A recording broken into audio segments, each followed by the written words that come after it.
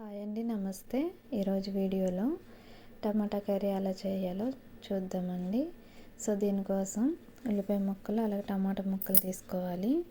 ఫస్ట్గా stove on చేసుకుని pan పెట్టుకుని ఆయిల్ వేసుకోవాలండి. ఆయిల్ హీట్ అయిన తర్వాత చిటికెడు పసుపు వేసుకుని తర్వాత తాలింపు వేసుకోవాలండి. సో ఈ కర్రీ కోసం నేను 2 ఉల్లిపాయలు తీసుకున్నాను, 3 టమాటాలు తీసుకున్నాను, 1 పచ్చిమిర్చి తీసుకున్నాను. సో ఉల్లిపాయ ముక్కలు వేసుకుని ఫ్రై చేసుకోవాలండి.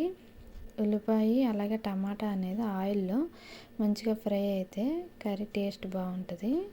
ఉల్లిపాయ ముక్కలు ఫ్రై అయిన తర్వాత 1 స్పూన్ అల్లం వెల్లుల్లి పేస్ట్ వేసుకుని పచ్చివాసన పోయే వరకు ఫ్రై చేసుకోవాలండి.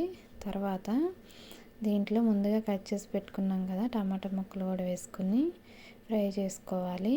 సో మూత పెడితే టమాటాలు అనేవి మగ్గుతాయండి. మూత పెట్టుకోవాలి. ఒక 5 మినిట్స్ తర్వాత మూత తీసి రుచికి సరిపడా సాల్ట్ వేసుకుని మళ్ళీ మూత పెట్టుకోవాలండి. సో సాల్ట్ వేస్తే ముక్క అనేది మంచిగా మగ్గుతుంది. సో 5 మినిట్స్ తర్వాత మళ్ళీ చూస్తే ముక్క అనేది మగ్గిందండి. దీంట్లో రుచికి సరిపడా కారం వేసుకోవాలి. కారం వేసుకుని ఒకసారి కలుపుకొని ఒక 2 మినిట్స్ వెయిట్ చేయాలండి. సో కర్రీ అనేది రెడీ అయిపోయింది. దీంట్లో లాస్ట్గా కొంచెం గరం మసాలా వేసుకోవాలండి. అంతే, చాలా సింపుల్. వీడియో నచ్చినట్లయితే లైక్ చేయండి, షేర్ చేయండి, సబ్స్క్రైబ్